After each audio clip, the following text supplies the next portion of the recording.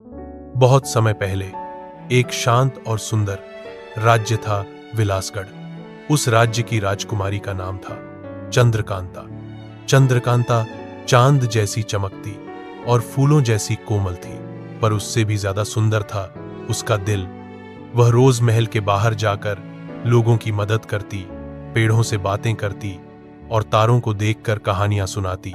लेकिन चंद्रकांता को नहीं पता था कि उसके जीवन में एक अद्भुत रहस्य छुपा है। एक रात चंद्रकांता ने सपना देखा, एक विशाल काला महल जिसके ऊपर नीले नीले तूफान घूम रहे थे। सपने में एक आवाज आई, चंद्रकांता, तुम ही हो जो हमें बचा सकती हो। वह डरकर उठ बैठी, पर सपने की आवाज उसके दिल में गूंजती रही। अगली सुबह महल की एक दीवार अचानक चमक उठी।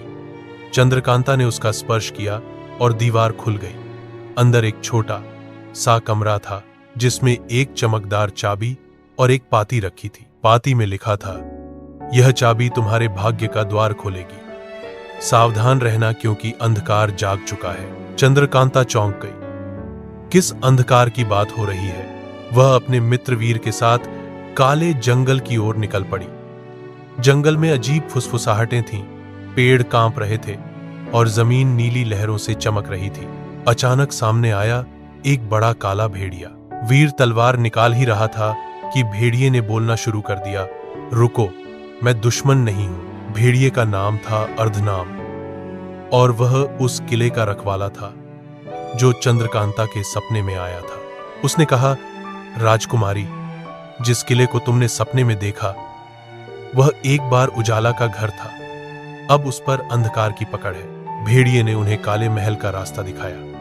महल इतना बड़ा था कि बादल भी उसकी चोटी को छू सकते थे। चंद्रकांता ने वह चमकदार चाबी निकाली और दरवाजा खुल गया। अंदर सब कुछ धूल और जालों से भरा था। दीवारों पर पुरानी तस्वीरें थीं जिसमें एक सुंदर रानी को दिखाया गया था। अचानक रानी की तस्वीर चमकने लगी और उससे एक आवाज आई, चंद्रकांता, मैं तुम्हारी पूर्वज हूं।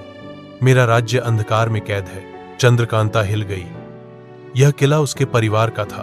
किले के अंदर एक विशाल हाल में एक काला धुआं उठ रहा था। उसी से अंधकार की शक्ति बाहर आ रही थी।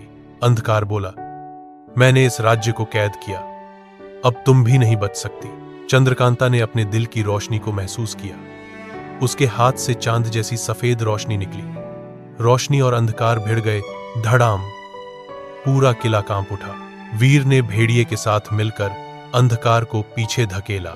चंद्रकांता ने कहा, मेरा राज्य आजाद होगा। उसने अपनी चाबी अंधकार की ओर उछाली। चाबी चमकी और काला धुआं टूट गया जैसे तारों का प्रकाश फैल रहा हो। अंधकार मिटते ही काला किला बदल गया।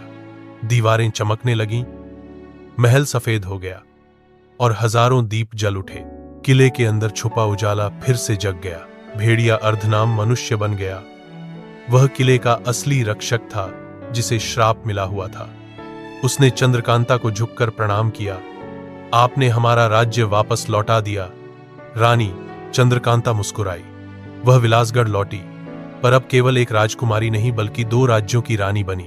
लोग कहते हैं, अगर चंद्रमा की रोशनी किसी महल पर चमकती है तो वहां चंद्रकांता की कहानी आज भी फुसफुसाई जाती है। दोस्तों, अगर आपको यह रोमांचक कहानी पसंद आई हो तो कहानी किड्स कॉर्नर चैनल को सब्सक्राइब जरूर करें, क्योंकि आगे भी ऐसे महाकाव्य रोमांच आपका इंतजार कर रहे हैं।